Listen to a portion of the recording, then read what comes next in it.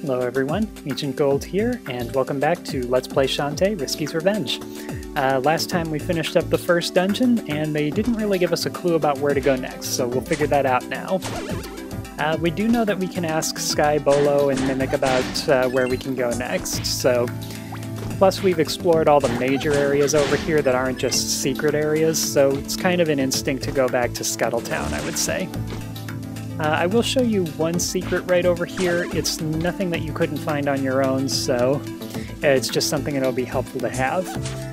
Now that we have the monkey form, there's this tree over here, and we could either jump over it or climb on it, and that gives us easy access to this chest right over here.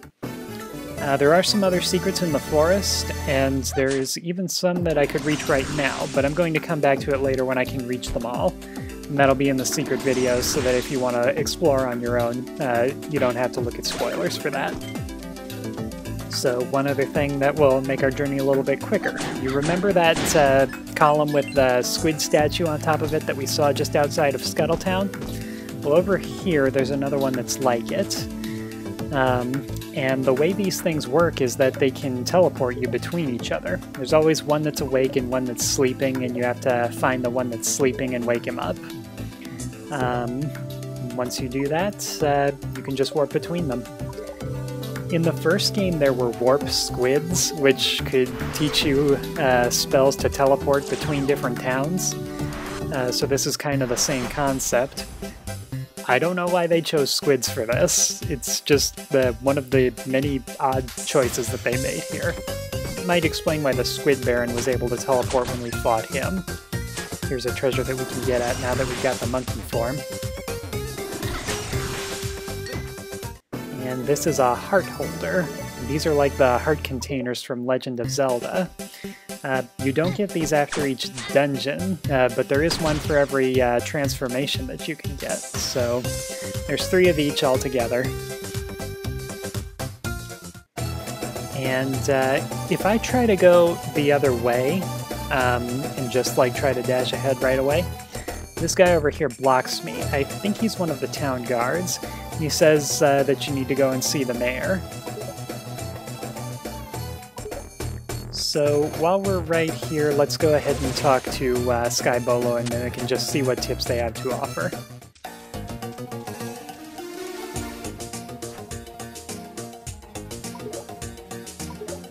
Alright, the desert is the next place that we're going to go, so now we know there's a tent out there that we're looking for. And I will come back to the shop a little bit later. There's just some more stuff that I'm about to get that I know will be handy, so I'll come back to that.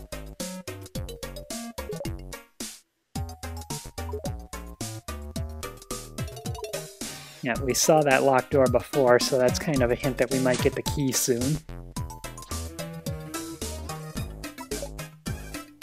And Bolo says that there's a tower out there for us to look for too, so... a tent and a tower that we're looking for out in the desert.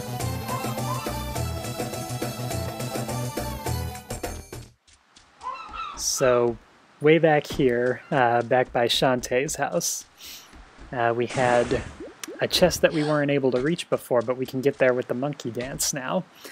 And unfortunately, this chest is a little bit disappointing because it's nothing special, it's just a little bit of money.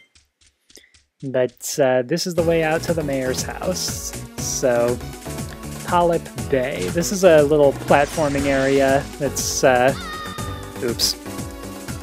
It's designed with the monkey transformation in mind. You can jump on these platforms or you can hop on the side and hang on to them. It is possible to do this with other forms, but it is not easy. There's even a challenge for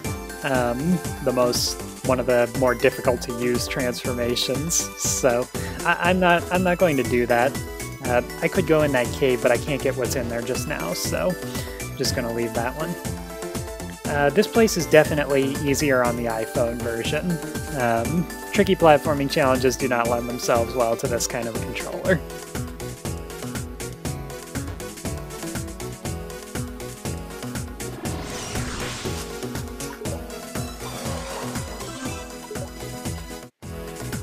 I ran into a little bit of a technical error there, but we just saved here, so no problem, I can pick it up right there. So, I don't remember anything too unusual about this particular area. Yeah, that's mostly for later, when we can actually do something about swimming more than just on the surface. So, we've got a couple of treasure chests with some money over here, and one with a magic gem right over there. And this is the mayor's private retreat, but later on in the game, enemies end up showing up here. Not that we need to come back again, but it's a little bit odd that enemies show up here later. So this is kind of an awkward conversation. Firing Shantae, and then now he needs help from her.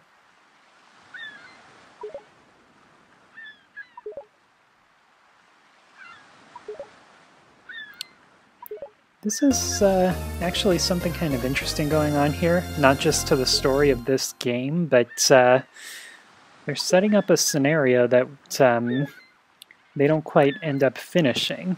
And it's not sloppy writing or anything, but this game was actually intended to be the first part of a trilogy, and they never finished making the other two parts. The next game that they're planning is a direct continuation of this game, and it's going to be twice as long as this game, at least that's what they've told us. So it might be picking up the story where this one left off, and it might be picking up some of the loose ends that this one was setting up. But the mayor is planning to sell Scuttletown to the ammo baron. And he's tasked Shantae with actually turning over the deed. So I've always thought it was kind of funny that right now you're carrying around the deed to Scuttletown, and like technically holding this, maybe you can say that you own it, but no, you can't really abuse it.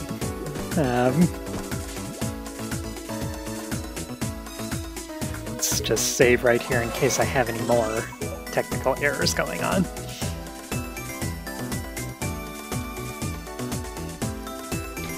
Just for fun, let's see if I can do this with Shantae's normal form, or if I need to use the monkey form to get through it. I don't think I can make that jump.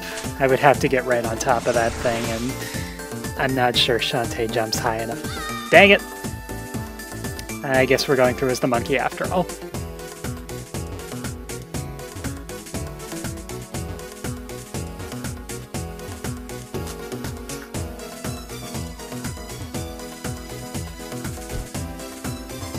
With platforming challenges like this, I always tend to get a little bit impatient and try to skip large parts of it as quickly as I can. I've played a lot of Sonic the Hedgehog games, so I'm kind of used to being able to blaze through parts of levels and skip over major things as fast as possible, and that doesn't really lend itself well to other games where you're supposed to be a little more precise, but I do sometimes end up finding fun ways to go about things, so it works out. By the way, this isn't really major, but if you land in the water as the monkey form, you don't sink very far in, so you can swim a little bit faster. I don't think it saves you much time, but when you're trying to do the 2-hour speedrun, it might help. So, while we're here in Scuttletown real quick, let me show you something about how this works. So, that area off to the left is where the lighthouse is, and that's where the mayor's retreat was. And we're in like one layer of Scuttletown right here. And when I use this to jump down to the next area, now we're in this part of it. And like I said before, this map can be pretty confusing when it comes to Scuttletown, so... But, I'd said that we would go back to the shop, so let's have a look over here. So, we have some magic jams now. In fact, how many do we have? We have 4 of them. And some of the items in the shop require 1 magic gem and an amount of money, and others require more. Basically, the better the item, the more magic gems it costs. So most things have a magic gem cost and a gem cost. So let's finish out Shantae's basic spells. We'll get the Pike Ball and the Storm Puff here. And with those 4 magic gems, this is always a tricky choice to make of what you want to get. Attract magic, magic fill, Silky Cream and upgraded versions of the spells. The Silky Cream lets her do her Hair Whip faster, and since I use the Hair Whip a lot, I'm going to go ahead and get that. Attract Magic is going to be useful for where we're about to go, so I will get that as well. And what that does is, when enemies drop gems or hearts or whatever else, it draws them to you like a magnet. So let me get in the habit of actually showing you what these things do as soon as I buy them. So here's the Storm Puff. It's a cloud that floats up and starts shooting lightning bolts around. You can whip it with your hair to knock it around. It just lasts a short time, and it's kind of tricky to use, but it's very powerful if it hits. And then the Pike Ball gives you this ball surrounding you, which damages enemies if it touches them, but it also constantly drains your magic. And it's actually more offensive than defensive. I mean, it looks like it's a defensive thing, but you use it for attacking. So, now that we have this, and we have the deed, we can go off this way. Here's this part of Scuttletown, by the way. And here's a place with more music that I really like.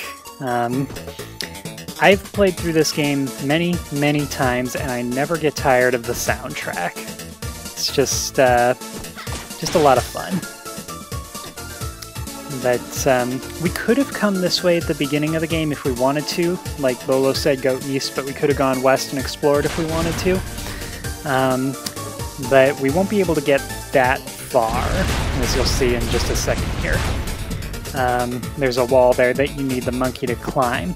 However, you can go into this cave that's right here, and you get a magic jam from this chest that's totally free.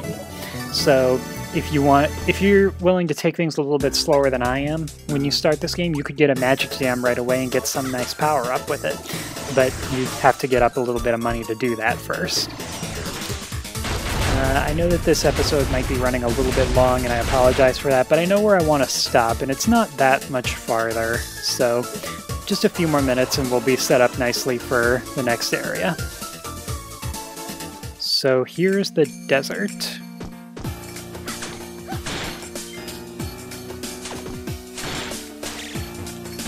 By the way, the Nagas that we see here, these snake body things crawling around. In the first game, they are very annoying until you figure out how to deal with them, but here they're very simple. You just take them down in 2 hits. So they're an easy way to get up some money early in the game if you want to.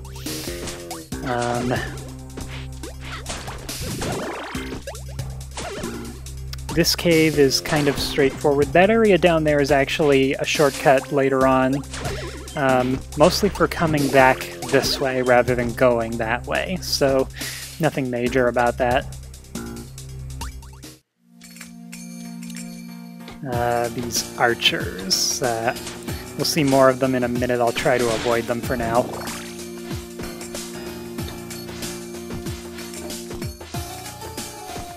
And there's a crab jumping up and down over here that we can't really do anything about yet because there's no land over there. Shantae doesn't fly, at least not in this game. So we'll go through this cave. And this time the blocks that you can break by whipping are very obvious. They're the only purple ones around here. And here's a little secret spot over here. Darn it.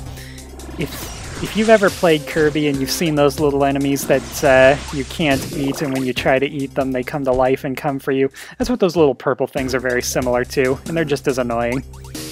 So this little passage, there's not actually anything here, but it kind of hints you at another passage over there.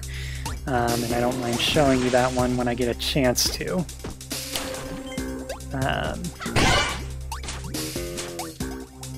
Yeah, I'm a little bit of a perfectionist sometimes, so I like to break all the blocks that I can. But it's not important that I break the ones that aren't directly blocking me. Come on now. Right up here, there's a secret passage behind these leaves, but I'm having a little trouble grabbing the wall. Darn it. It's not that spot, it's a little bit closer. Hey, where is it? Come on now. I know it's there. There it is.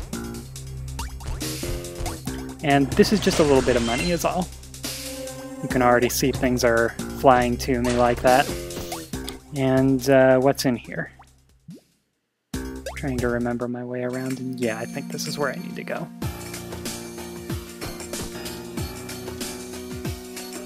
So these are some of the Ammo Baron's men. Here's another free magic gem for getting this far.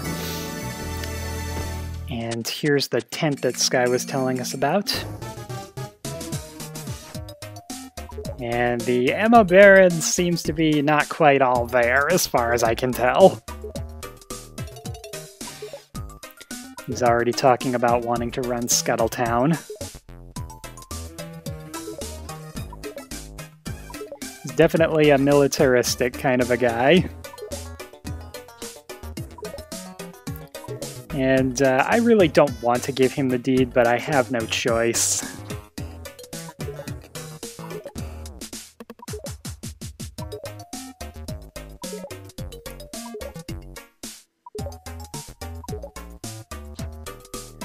And this is part of setting up for future games, like I was mentioning. He's become the mayor of Scuttletown here, but we never really revisit that. He gives us a passport, which we need to continue on in the game, but after this we don't see him again. But it's some of the citizens of Scuttletown talk about him and that he's coming in and that they really don't like the idea of this. And if my memory is right, I think that the next game that's been announced is going to involve him in some way. But I don't know. Shantae feels about the same way I do about this guy. She wants to be as far away from him as possible.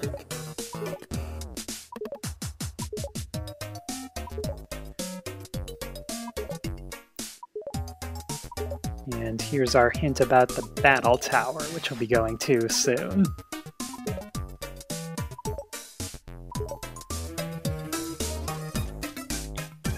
Okay, so we've handed off the deed, we've got the passport, and then we've been told about the battle tower.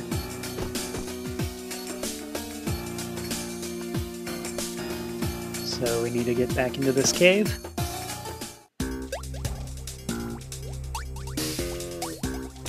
See if I can just outrun that thing.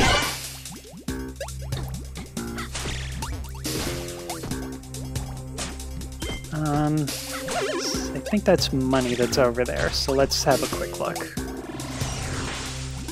I don't have to backtrack through every area of the game when I go back for collecting things, so I kind of like to grab things as soon as I can, for the most part. Yeah, these money rooms don't actually respawn their money, so that's another reason that I like to get to them right away, so I don't have to come back later.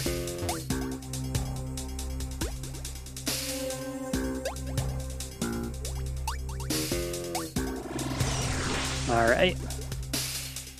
And I think that this cave is sort of a one-way drop, right? Right here. Yeah, that's too high for me to jump back up to as I am right now, but there's other ways out, so it's not like we're trapped. So, those mummies are a little bit tough, so I'm gonna see if I can skip them for the most part.